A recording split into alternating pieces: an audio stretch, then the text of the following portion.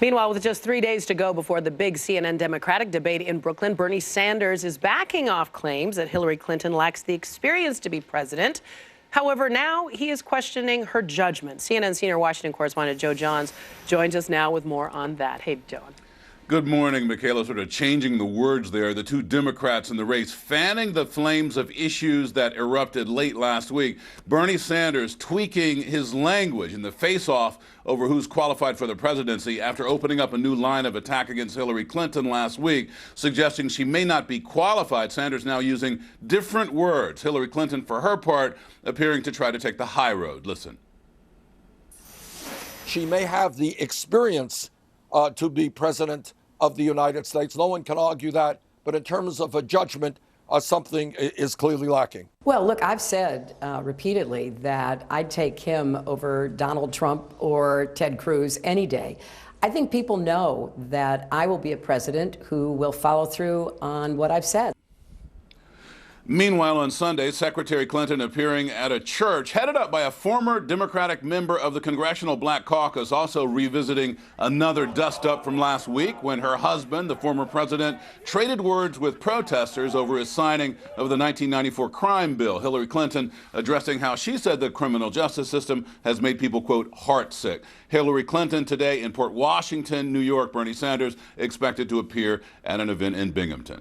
Back to you, Chris. All right, Joe, there is a new state of play between the Democrats here in New York, so let's get it on and discuss. We have former Ohio State Senator and surrogate for Bernie Sanders, 2016, Nina Turner, and Democratic Congressman from New York and Hillary Clinton supporter, Representative Hakeem Jeffries. Good to have you both here. The state of play, specifically with the African American community, matters in New York as much or more than in any state in the union. Let's listen first to what former President Bill Clinton had to say about the issue that has been dogging Hillary Clinton about that word predators and what it means about her perspective on the African-American community, and then Bernie Sanders' latest response to it. Here they are back to back. I don't know how you would characterize the gang leaders who got 13-year-old kids hopped up on crack and sent them out onto the street to murder other African-American children. Maybe you thought they were good citizens. She didn't. She didn't. You are defending the people who kill the lives you say matter. Tell the truth. I think we all know what that term meant when in the context that it was said years ago. We know who they were talking about. That's exactly right. That's who it was. And I think that the president owes the American people an apology for trying to defend what is indefensible. All right. Nina Turner, what is Bernie Sanders doing here? Well, Chris, it's very clear. I mean, President Clinton cannot, on one hand, apologize before the NAACP and then come face to face with Black Lives Matter leaders, women who he, in fact, called girls, and blame them for the policies of the 1990s. It just doesn't make sense. We cannot be super predators in the 90s and a firewall in 2016. So Senator Bernie Sanders had it just right. The president does owe the American people an apology. African Americans for far too long have been painted as the other, and the term itself, predator, is bad enough. Adding super predator to it as another dimension, and we know the impact that that has on the African American community and how we're seen in the United States of America. Congressman?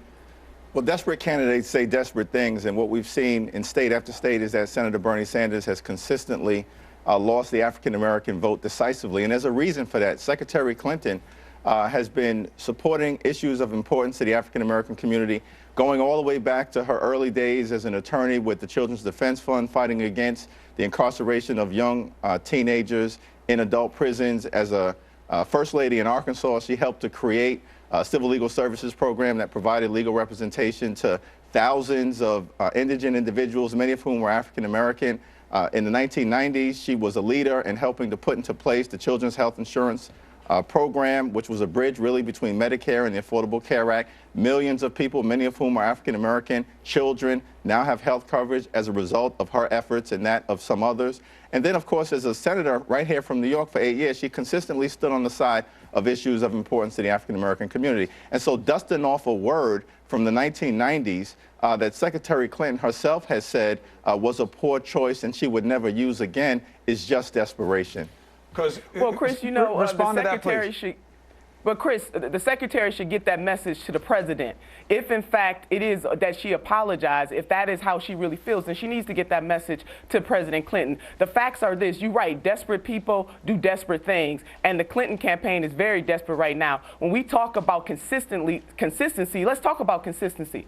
Senator Sanders has been consistent. He put his body on the line in the 1960s as a young man. He was arrested for it. He had to pay a fine for standing up against racism and discrimination. He doesn't change his positions based on the time. In 2008, President Obama was not qualified, according to then Senator Clinton, but now they're besties. So let's talk about consistency. Senator Sanders has been consistent, standing up against the working poor and the middle class in this country. He doesn't change his message based on what will resonate with the voters. And there's a different environment right now. And the American people, they're sick and tired of being used for convenience. They want a leader who is consistent, and that leader is Senator Sanders. Let me ask you one point of clarification. Does the Sanders campaign, you as his surrogate, do you believe that Hillary Clinton holds bad ideas where African Americans are involved?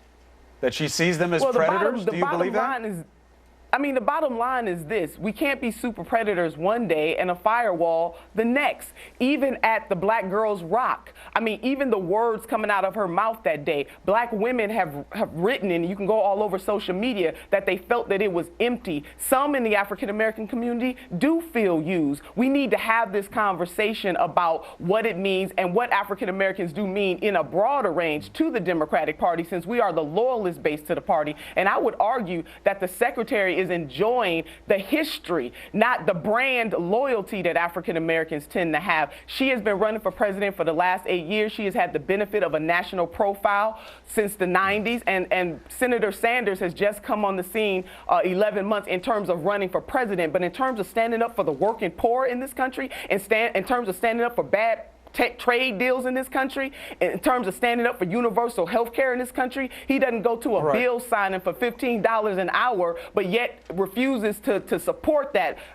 raising that wage on the federal level. He has been consistent and honest throughout this. Okay. Congressman? Well, I think here's the problem. Senator Sanders promised us to campaign on issues, but as soon as the New York primary process began, he's just launched one ad hominem attack against Hillary Clinton after the other, all of which are really baseless, have no anchoring in reality. Now, here's the thing with Senator Sanders' record. He is someone who appears to be all talk, no action. When you study his record, I can't find any meaningful evidence of him actually bringing about social and economic change. Senator Sanders was a mayor for 8 years. He was in the House of Representatives for 16. He's a United States Senator for 10. That's 34 years of public service. I'd ask the senator, can you actually provide me with any meaningful evidence that he's actually brought about the political revolution that he's talking about? When you look at his record, I actually see several things. He voted 5 times against background checks. He voted twice to shield gun manufacturers from liability. He voted to allow guns on Amtrak. The leading cause of death for African-American young men is homicide by gun violence. And Senator Sanders actually not only has been missing in action, he's done nothing about it. He's been on the wrong side of the issue. And that's why we see this type of desperation, these attacks. Let's just talk about issues and a vision for moving the country forward. You referenced President Obama. President Obama actually found Hillary Clinton qualified enough to bring her on as one of his top cabinet members, and their partnership for 4 years has made the country and the world a better place. Final word. Well, Congressman, let's be real here. Let's tell the truth here. Senator Bernie Sanders led efforts to stop TPP, as you know, all bad trade deals that have happened in this country to protect jobs in this country. Let's tell the truth about the consistency and the honesty that has been going on here. And in terms of President Obama, I'm sick and tired of the Clinton campaign riding the back of President Obama. Again, in 2008, he was not qualified. Her 3 a.m. Phone call commercial that really was a dog whistle, but all of a sudden they are besties. You know, and the rest of his colleagues in the Congress knows that he has been a consistent champion for working class people and poor people in this country. He led the city of Burlington, Vermont with honor and distinction, and he continues to lead as a senator in the Congress right now today. So let's roll the tape. Let's compare what he said 30 and 40 years ago to the secretary's record up until this point, and you will see who has been the most honest and consistent champion for the people of America. I think we actually have rolled the tape, and African Americans throughout the country, including in your home state of Ohio, have consistently concluded that Secretary Clinton is best qualified to continue the Obama legacy. It's a brand loyalty going on there more than anything else. But if they peel back the layers, they know who is the consistent champion for civil rights and jobs in the United States of America, and that is Senator Bernie Sanders. We'll see. They couldn't have a bigger audience. They couldn't have a bigger population or more impact than the African American community is going to have right here in New York. We'll see which way it goes. Thanks to both of you for making the case. Appreciate it.